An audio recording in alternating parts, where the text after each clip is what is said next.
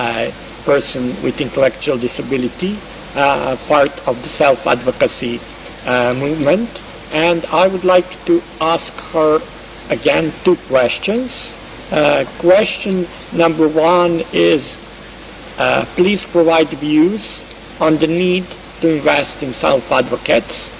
And the second question is, please provide views on why institutions should not be a choice for persons with disabilities. You have your 5 minutes. Thank you very much. Thank you. So as a member of Inclusion International, I would like to say that if you want to help the self-advocate, we have first to help family.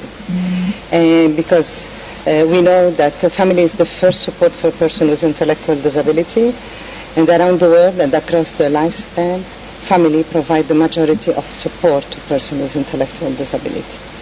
So our family relationships can influence how we feel about ourselves and how we are seen by our communities.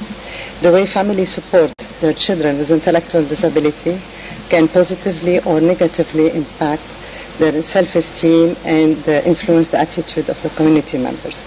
So to help the family to be able to do this, we need a lot of information to give to the family, and the most important one is the importance of sending a person with intellectual disability to school. And when I say school, I'm talking about inclusive school, because inclusive school is a small community, and the person will interact and they will know better how to deal with everybody and how to solve their problems. The second thing, a family needs to help person with intellectual disability to be a good self-advocate is to have a space where they can share information and when they can talk about their concern. They need to know what is available in the community. So by doing all this, family will be able to support and to understand person with intellectual disability, to explain the choices that they have, and to give them the voice so they start talking by themselves and they start to be visible. And when we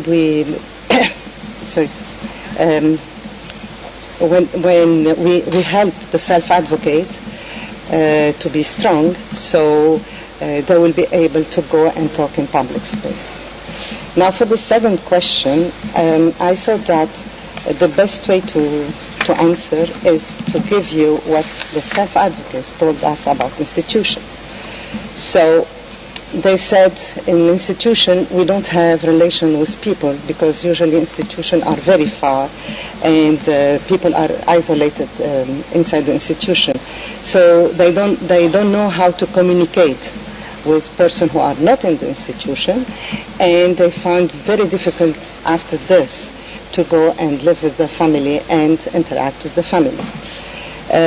In the institution we are humiliated all the time. We don't own anything.